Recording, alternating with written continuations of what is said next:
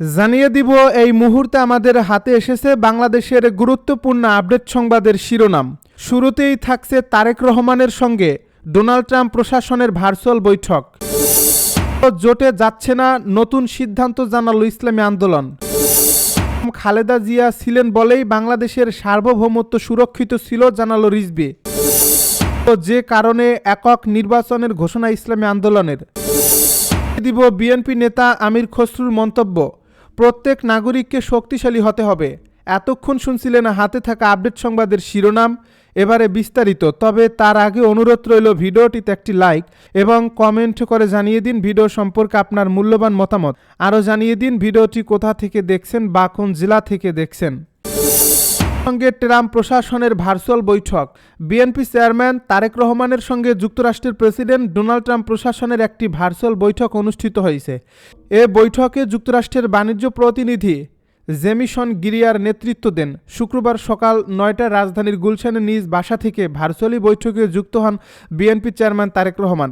প্রায় 30 মিনিট ব্যাপী এ বৈঠকে বাংলাদেশ ও যুক্তরাষ্ট্রের দ্বিপাক্ষিক বাণিজ্য, পারস্পরিক শুল্ক হার ও ভবিষ্যৎ অর্থনৈতিক সহযোগিতা নিয়ে বিস্তারিত আলোচনা হয়। এ বৈঠকে যুক্তরাষ্ট্রের পক্ষ থেকে আরও উপস্থিত ছিলেন দক্ষিণ ও মধ্য এশিয়া বিষয়ক সহকারী মার্কিন বাণিজ্য প্রতিনিধি ব্রেন্ডান লিঞ্চো এবং একই অঞ্চলের পরিচালক এমিলি অ্যাশবি। বিএনপির পক্ষ থেকে এ বৈঠকে উপস্থিত ছিলেন দলের যুগ্ম মহাসচিব ও আন্তর্জাতিক বিষয়ক কমিটির সদস্য হুমায়ুন কবির। বিএনপির চেয়ারম্যানের প্রেস সচিব সালেহ শিবলির বরাতে মিডিয়া সেলের সদস্য সাইরুল কবির খান বৈঠকের বিষয়টি নিশ্চিত করেছেন। না, নতুন সিদ্ধান্ত জানালো ইসলামী আন্দোলন। ত্রয়োদশ জাতীয় সংসদ নির্বাচনে কোনো দলের সঙ্গে জোটবদ্ধ না হয়ে এককভাবে নির্বাচনে অংশ নেবে বলে জানিয়েছে ইসলামী আন্দোলন বাংলাদেশ। শুক্রবার বিকেল 3টায় রাজধানীর পুরানা পল্টনে আইএবির কেন্দ্রীয় কার্যালয়ে এক সংবাদ সম্মেলনে দলের পক্ষ থেকে এ ঘোষণা দেওয়া হয়েছে। এই সংবাদ সম্মেলনে দলটির জ্যেষ্ঠ যুগ্ম মহাসচিব ও মুখপাত্র গাজী আতাউর রহমান বলেন, আসন্ন ত্রয়োদশ জাতীয় সংসদ নির্বাচনে 268 আসনে প্রার্থীরা মাঠে কাজ করছেন। তারা নির্বাচনে প্রতিদ্বন্দ্বিতা করবেন। তারা কেউ মনোনয়নপত্র প্রত্যাহার করবেন না। এর আগে শুক্রবার সকালে নাম প্রকাশ না করার শর্তে ইসলামী আন্দোলনের এক কেন্দ্রীয় নেতা কালবেলাকে জানান, তারা চূড়ান্তভাবে 11 দলীয় নির্বাচনী ঐক্য জোটে থাকছে না। তিনি বলেন, আমরা যেই উদ্দেশ্যে এক হয়েছিলাম বাকি 10 দল সেই কথা রাখেনি। বিশেষ করে ওয়ান বক্স ভোটের নীতি ইসলামী আন্দোলনের প্রস্তাব হলেও একটি বিশেষ দল একক কর্তৃত্ব দেখাচ্ছে। তাই আমরা আমাদের মতোই চলতে চাই। ইসলামী আন্দোলনের ঐক্য প্রক্রিয়ায় থাকা না থাকা নিয়ে বৃহস্পতিবার দিনভর নানা গুঞ্জন ছড়িয়ে পড়ে।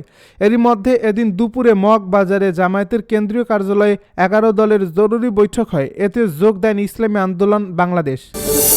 ছিলেন বলেই বাংলাদেশের সার্বভৌমত্ব সুরক্ষিত ছিল বলছে বিএনপি নেতা রিজভী। বিএনপির সিনিয়র যুগ্ম মহাসচিব রুহুল কবির রিজভী বলেছেন, একজন খালেদা জিয়া ছিলেন বলেই বাংলাদেশের স্বাধীনতা ও সার্বভৌমত্ব সুরক্ষিত ছিল। আজ শুক্রবার সকালে রাজধানীর গুলশানের বিচারপতি শাহাবুদ্দিন পার্কে সাবেক 3 বারের প্রধানমন্ত্রী ও বিএনপির প্রয়াত চেয়ারপারসন বেগম খালেদা জিয়ার স্মরণে আয়োজিত 3 দিন ব্যাপী আলোকচিত্র প্রদর্শনীর উদ্বোধনকালে তিনি একথা বলেন। এই প্রদর্শনীটি আয়োজন করছে Bogura media and cultural forum Dhaka. প্রধান অতিথির বক্তব্যে রিজভী বলেন, ভারতের ঝাড়খণ্ড থেকে যে বিদ্যুৎ বাংলাদেশে আসছে সেই বিদ্যুৎ প্ল্যান্টটি খোদ ভারত সরকারের পরিকল্পনা মন্ত্রণালয় বাতিল করে দিয়েছিল। কিন্তু বিগত ফ্যাসিবাদী সরকারের আমলে সেই বিতর্কিত প্রকল্পটি বাংলাদেশের রামপালে বাস্তবায়ন করা হয়েছে। তিনি অভিযোগ করেন, বেগম খালেদা জিয়াকে দিয়ে এমন দেশবিরোধী প্রকল্প করানো সম্ভব ছিল না বলেই তাকে জেলে বন্দী করা হয়েছিল এবং সুচিকিৎসা না দিয়ে তিলে তিলে মৃত্যুর দিকে ঠেলে দেওয়ার পরিকল্পনা করা হয়েছিল। বিএনপির এই জ্যেষ্ঠ নেতা আরও বলেন, বাংলাদেশে এখনও বিপুল পরিমাণে কয়লা ও গ্যাসের মজুত রয়েছে। এসব প্রাকৃতিক সম্পদ কুক্ষিগত করার জন্য আঞ্চলিক ও বৈশ্বিক মহাশক্তিগুলো বিভিন্নভাবে ষড়যন্ত্র করে যাচ্ছে। একক নির্বাচনের ঘোষণা ইসলামী আন্দোলনের। জামাত সহ 11 দলীয় নির্বাচনী ঐক্যে যাচ্ছে না ইসলামী আন্দোলন বাংলাদেশ। আজ শুক্রবার বিকেল 3টায় রাজধানীর পুরানা পল্টনে আইএবির কেন্দ্রীয় কার্যালয়ে এক সংবাদ সম্মেলনে দলের পক্ষ থেকে এ ঘোষণা দেওয়া হয়। এ সময় দলটির জ্যেষ্ঠ যুগ্ম মহাসচিব ও মুখপাত্র গাজী আতাউর রহমান বলেন, আসন্ন ত্রয়োদশ জাতীয় সংসদ নির্বাচনে 268 আসনে প্রার্থীরা মাঠে কাজ করছেন। তারা নির্বাচনে প্রতিদ্বন্দ্বিতা করবেন। তারা কেউ মনোনয়ন প্রত্যাহার করবেন না। জোটে না যাওয়ার কারণ হিসেবে তিনি অভিযোগ জানিয়ে বলেন, ইসলামী আদর্শের আলোকে বাংলাদেশকে একটি কল্যাণ রাষ্ট্র হিসেবে গড়ে তোলার জন্য আসন্ন নির্বাচনে ইসলামপন্থীদের ওয়ান বক্স পলিসি নির্মাণ করেছিলেন পীর সাহেব চরমোনাই। তার এই ডাকে অনেকে সুর মিলিয়ে কথা বলেছিলেন, কিন্তু আমরা দেখলাম এক পর্যায়ে এসে কেউ কেউ রাজনৈতিক স্বার্থ হাসিলের জন্য ক্ষমতায় যাওয়ার একমাত্র লক্ষ্য বাস্তবায়নের জন্য ইসলামপন্থী শক্তির ওয়ান বক্স পলিসির ধারাকে ভিন্ন ধারায় নিয়ে যাওয়ার চেষ্টা চালাচ্ছে। এজন্য আমরা মর্মাহত। গাজী আতাউর রহমান বলেন, আপনারা লক্ষ্য করেছেন যে গতকাল একটি সংবাদ সম্মেলন হয়েছে, যেখানে আসন বন্টন হয়েছে। সেখানে আমাদের দীর্ঘদিনের পথ চলা 5 অগাস্ট পরবর্তী সারা দেশে আমরা ইসলামপন্থী শক্তি একসঙ্গে করার জন্য যে চেষ্টা সাধনা করেছিলাম, আমরা দেখেছি শেষ পর্যায়ে এসে আমাদের যে লক্ষ্য ছিল সেই লক্ষ্য অর্জিত না হওয়ার একটা সম্ভাবনা তৈরি হয়েছে, লক্ষ্য অর্জিত না হওয়ার একটা শঙ্কা তৈরি হয়েছে।